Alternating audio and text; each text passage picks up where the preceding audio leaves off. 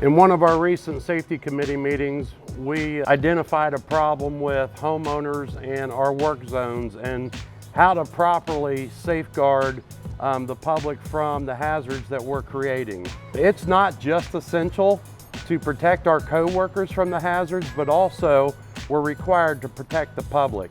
And the way we do that is through barricading. And barricading's not always an easy thing to accomplish, because what you're trying to do is send a signal, a clear signal to the public, hey, there are hazards associated with the work I'm doing right now, and I don't need you in my work zone. Whether you're on a commercial project or you're on a residential project, you always have the public's interest in what you're performing. So the way we do that is through different types of barricade systems. Not all barricade systems are created equally. Under the OSHA Act, there is a campaign that's called Stop the Drop. Many people are injured and killed annually because of things falling from the roof, things falling from above. Now, don't forget, on the commercial side, OSHA considers anything greater than 2 inches an open hole. And like I said, we have several methods here at Deer Park Roofing to protect the public from the work we're doing. It can be as simple as danger tape with signage, right? Danger tape alone doesn't explain the hazards, it just says danger. Now in the construction world, caution tape and danger tape mean 2 separate things. Danger tape says, stay out, this is my work area, and there are potential for hazards.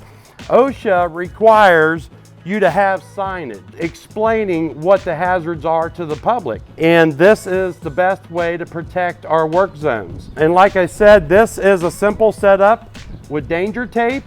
Depending on the job and the scope of your work, you may want to increase the visibility by using pole extensions, and you still have your barricades set around your work area. Now, don't forget, a barricade system has 4 sides.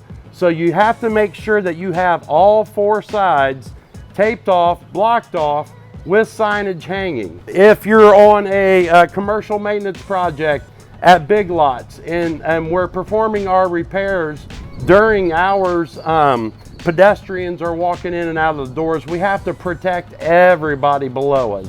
This is the way you do it. We go a step further on the commercial side. We close sidewalks down.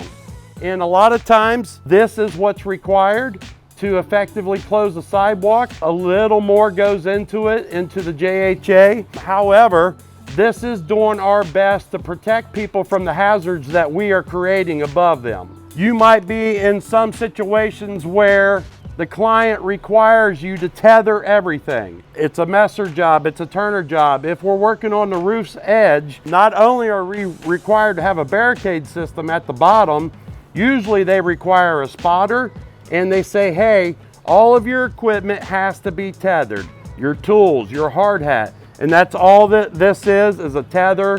You clip it to yourself.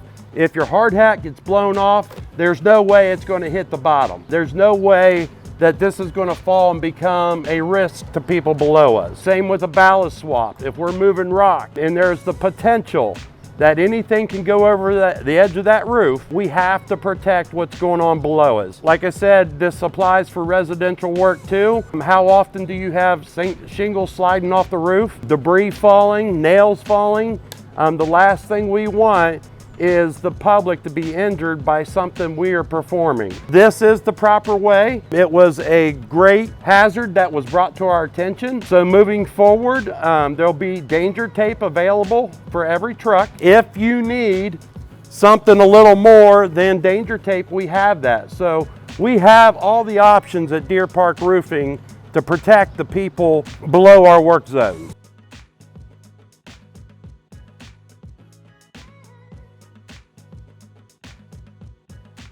Sometimes you have to barricade a door.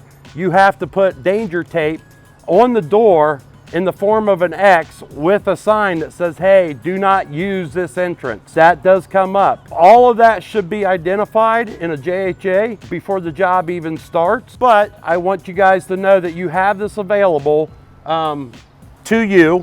It's a good practice to take a picture of your barricade system once you set it up. But this was our proof that we did our due diligence in protecting people from the hazards that we're creating.